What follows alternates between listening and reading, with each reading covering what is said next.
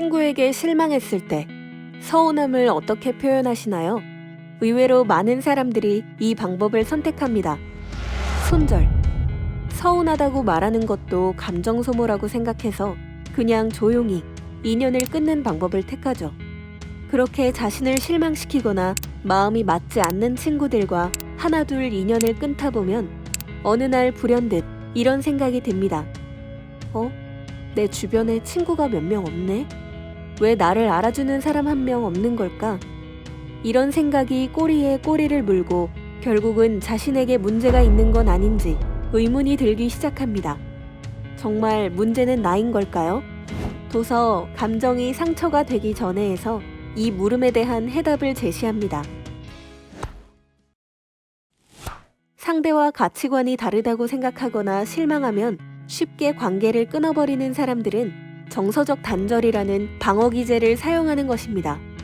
정서적으로 단절되면 상대방의 감정을 느끼지 않고 죄책감 없이 그 사람을 멀리할 수 있기 때문이죠.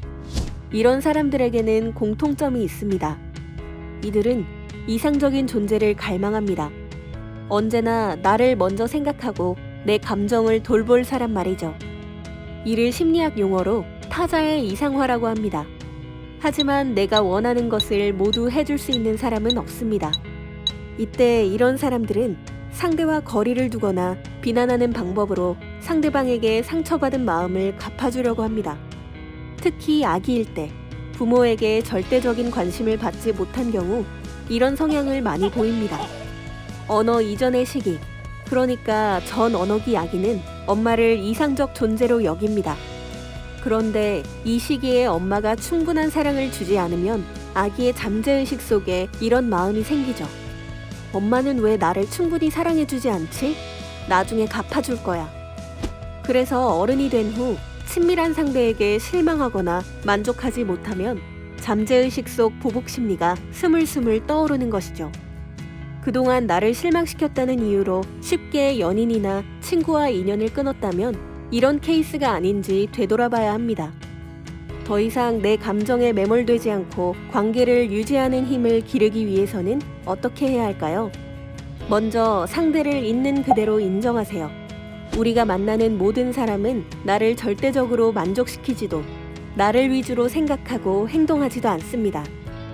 상대방이 나의 모든 욕구를 충족시킬 수 없다는 사실을 인정하는 것부터 시작해봅시다. 모든 사람은 좋은 사람이면서 동시에 나쁜 사람이기도 합니다. 장단점을 따지는 버릇을 버리고 좋은 부분을 보려고 노력해야 합니다. 둘째, 나의 욕구는 스스로 충족하세요. 나의 욕구를 타인에게서 충족시키려는 버릇을 고치고 내가 원하는 것은 스스로 해결하는 습관을 만드세요. 자신을 사랑한다는 건 거창한 일이 아닙니다. 내 기분이 조금 더 나아질 수 있도록 나를 위해 뭐라도 해보는 것이죠. 낙담했을 때는 내 마음을 보듬어주고 인정받고 싶을 때는 뭔가를 사서 스스로에게 상을 주는 것처럼요. 타인이 나에게 뭔가를 해줬으면 하는 바람이 들 때 스스로 그것을 해보세요. 셋째, 일치형 의사소통으로 욕구를 표현하세요. 혹시 분노나 침묵을 통해 욕구를 표현하고 있진 않나요? 화내거나 침묵하면 상대가 내 마음을 알아주겠지 하고 말이에요. 이제 내적 감정과 외적 표현이 일치하는 일치형 의사소통을 통해 욕구를 표현하는 연습을 해보세요. 왜 맨날 내 메시지에 답장을 늦게 해? 라고 비난하기보다 답장을 빨리 해줬으면 좋겠어. 그러면 나를 존중한다는 느낌이 들 것 같아.